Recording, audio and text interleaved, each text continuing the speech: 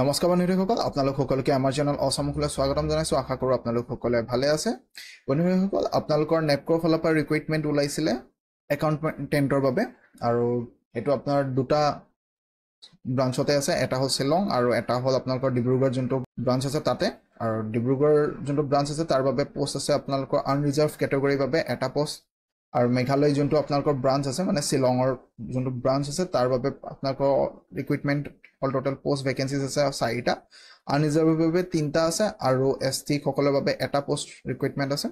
আৰু ইয়াৰ as limit হৈছে আনৰিজাৰ্ভৰ বাবে 30 ইয়াৰ্ছ আৰু ST সকলৰ বাবে 35, আৰু যোনটো ডিব্ৰুগড় ব্ৰাঞ্চ আছে তাৰ আনৰিজাৰ্ভ কেটেগৰী যোনটো আছে তাৰ বাবে আপোনালোকৰ ৰিক্ৰুইটমেণ্ট আছে 30 ইয়াৰ্ছলৈকে এজ লিমিট।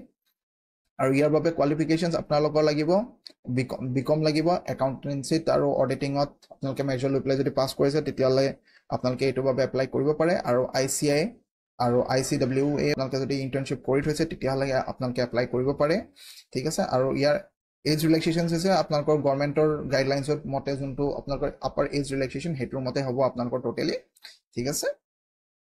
আৰু এমপ্লয়মেণ্ট এক্সচেঞ্জ আপোনালোকৰ মেণ্ডেটৰী হয়, আৰু ইয়াৰ বাবে দুলিয়াজান এমপ্লয়মেণ্ট এক্সচেঞ্জ বা শ্বিলং এমপ্লয়মেণ্ট এক্সচেঞ্জ অৰ ইষ্ট খাচী হিলছ ডিষ্ট্ৰিক্টৰ পৰা আপোনালোকে যদি এপ্লাই কৰে তেতিয়াহে হ'ব। মানে তাৰপৰা আপোনালোকৰ যদি এমপ্লয়মেণ্ট এক্সচেঞ্জ আছে তেতিয়াহ'লে আপোনালোকে এপ্লাই কৰিব পাৰে এই পষ্টটোৰ বাবে।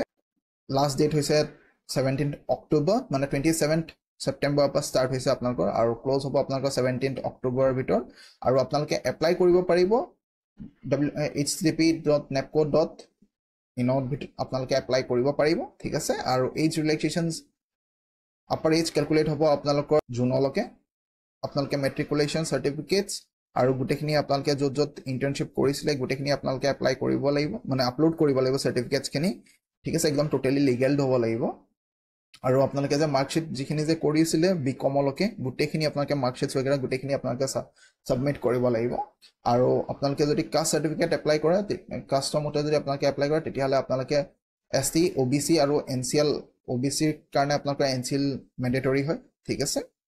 আৰু ইয়াৰ যোনটো পাছপৰ্ট চাইজ ফটোজ হ'ব তাৰ বাবে আপোনালোকৰ চাইজ লাগিব 20 to 100 KB ভিতৰত আপোনালোকৰ পাছপৰ্ট চাইজ ফটো চাইজটো হ'ব লাগিব।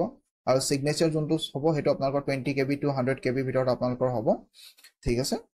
আৰু যিসকলে অলৰেডি পাৰ্চিউ কৰি আছে মানে ৰিজাল্টৰ কাৰণে ৰখি আছে তেওঁলোকে এপ্লাই কৰিলে নহ'ব, তেওঁলোক ভেলিড নহ'ব, ঠিক আছে। আৰু ইয়াৰ আপোনালোকৰ ৰিটাৰ্ণ এক্সামছ হ'ব, ঠিক আছে। আৰু হিন্দী আৰু ইংলিছ মেণ্ডেটৰী হয়। আপোনালোকে যদি ক'ৰবাত যদি জব কৰি আছে, ঠিক আছে, তেতিয়াহ'লে আপোনালোকে নো অবজেকশ্যন চাৰ্টিফিকেটখন আপোনালোকে ছাবমিট কৰিব লাগিব।